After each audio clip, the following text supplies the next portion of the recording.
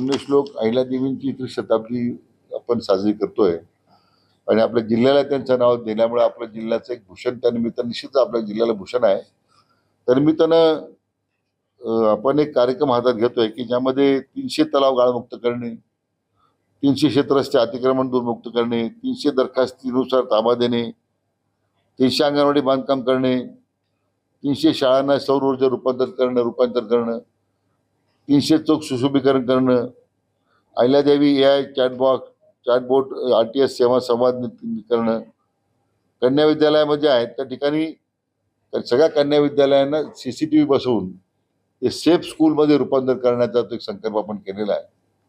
आणि अहिल्याबाईंनी जे मुख्यतः काम जे केलं आहे की बारव संवर्धन करणे, तेवढे पुरातन बारव आहेत त्याचं संवर्धन करण्याचं काम आपण हातात घेतलेलं आहे. पण त्याचबरोबर राज्य सरकारकडे आपण अहिल्यादेवींच्या उत्तम प्रकारचं या ठिकाणी स्मारक व्हावं एक प्रस्ताव माननीय मुख्यमंत्र्यांनी मी स्वतः सादर केलेला आहे. साधारण 400 कोटी रुपये त्याला खर्च अपेक्षित आहे आणि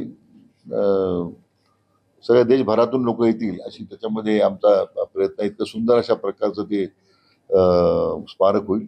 अशा पद्धतीने एखाद्या व्यवस्थेवर संशय व्यक्त करणं म्हणजे त्या भागातील मतदारांचं मी अपमान करण्यासारखं आहे. मला वाटतं ते त्या मतदारसंघातील जनता सहन करणार नाही. दिलेला जनादेश जनतेचा आहे. कोणी नेत्याने सांगितलं म्हणून तो बदलेल किंवा कोणी नेता म्हणतो म्हणून त्याच्यावर संशय व्यक्त करणं हे पूर्णतः चुकीचं आहे. मला सुद्धा आमदार अमोल खताळ साहेब माझ्याशी बोलले की ज्या गावांची पुनर्रचना मंडळाची पुनर्रचना करावी लागेल आणि ते आपण त्या तत्वाचा मान्य केलेला आहे. म्हणजे जे लोकांना मंडळ गैरसोयीचे होते, उदाहरणार्थ संगमनेर खुर्द वगैरे लगेच गाव आशूला जोडलेली होती मंडळामुळे जुनी मंडळाची व्यवस्था आहे तर मंडळ जोडलेली होती. त्या मंडळामध्ये येणारी गावं जर त्याच्यातून त्यांची जनतेची गैरसोय होत असेल तर ते मंडळाची पुनर्रचना करण्याची सूचना जिल्हाधिकाऱ्यांनी दिलेल्या आहेत. मंडळाची पुनर्रचना झाल्यानंतरच कार्यवाही होईल. नाही, मी सांगितलं मीटिंगमध्ये असं काही तालुक्याचं स्वातंत्र्य पण हरवून घेत नाही आपण. म्हणजे काही स्वातंत्र्याची लढाई थेट काही लोक लढायला निघालेले आहेत तशी काही स्थिती नाही.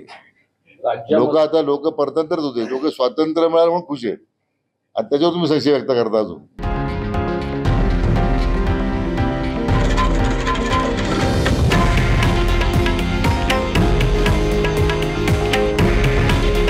हे आहे देशातील नंबर 1 न्यूज नेटवर्क आणि आपण पाहत आहात TV9 मराठी. काळजी तुमची, हित महाराष्ट्राचं.